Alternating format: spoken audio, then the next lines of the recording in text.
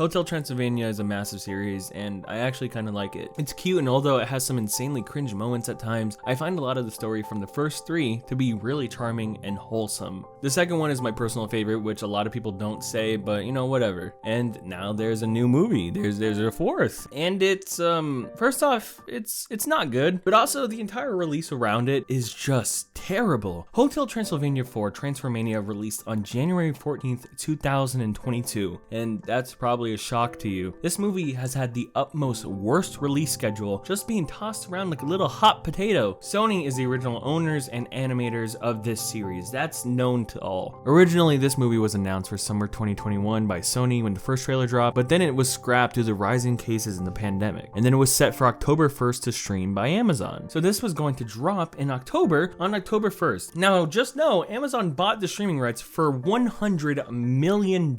Now, that's an insane a lot of money. That's a lot of schmackaroonies, am I right? So the release date is set for October 1st, Halloween time. Perfect for a movie like this. It's incredible. It's all Halloween-like and everything. And then October 1st rolls around and, the movie's just not available.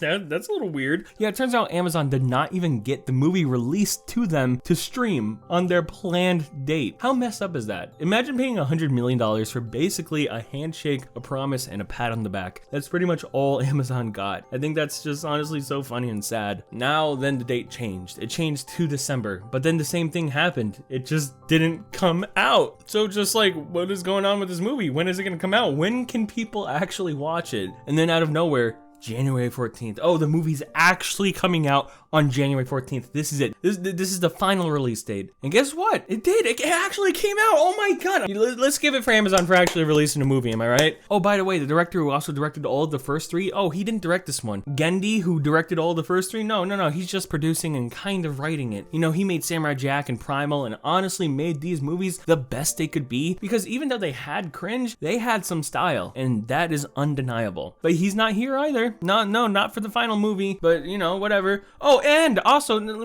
this entire time, I didn't even realize that the main actor, Adam Sandler, who voices Dracula, isn't even in the movie anymore. Nope, he's not in the movie. I don't know how I missed that news on top of all of this, but the fact that the fourth movie in one of the honestly the biggest animated franchises currently just has this amount of weird issues is insane. Adam Sandler's voice performance as Dracula was honestly always cute and fun. It was goofy and over the top, and it fit him pretty well for this series. He was replaced with Brian Hull, who honestly does his best at trying to do an impression of Adam's Dracula, and it's passable. But to be honest, it just makes me kind of sad that this is the last movie in this series, and the entire movie is basically solely around Dracula and Johnny for the entire movie, and it just doesn't feel like this is the same character. You see, this movie is just very boring. When the first trailer dropped, everyone freaked out because of the transforming idea. All these monsters becoming humans. Oh my god, that's crazy. What insane. What are they gonna look like? What do they look like? Everyone even got sad because they wanted the Invisible Man to be hot. People on Twitter dreamt of him being incredibly sexy,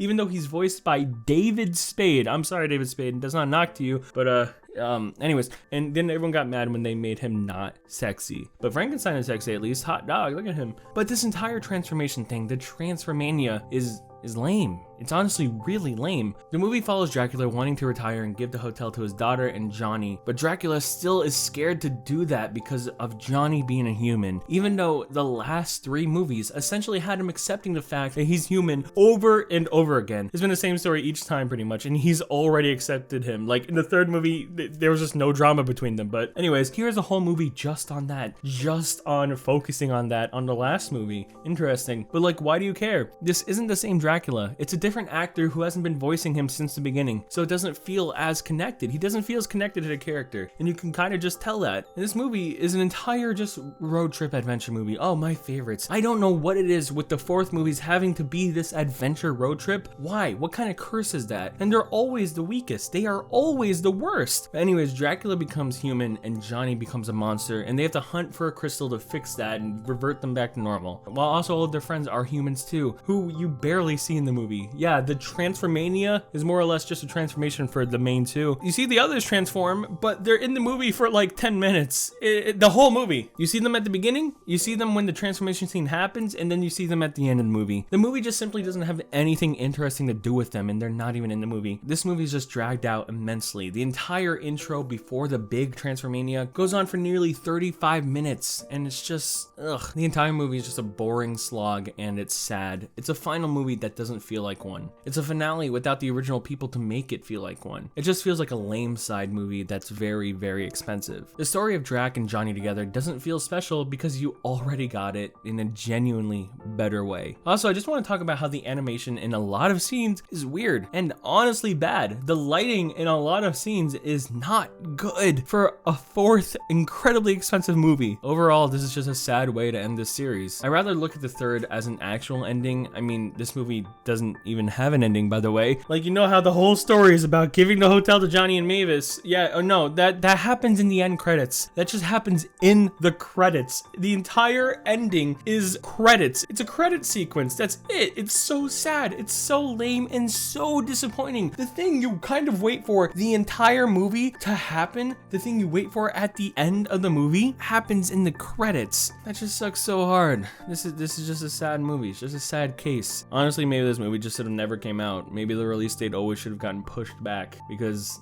this just isn't right. Hotel Transylvania, you honestly deserved better. Thanks for watching.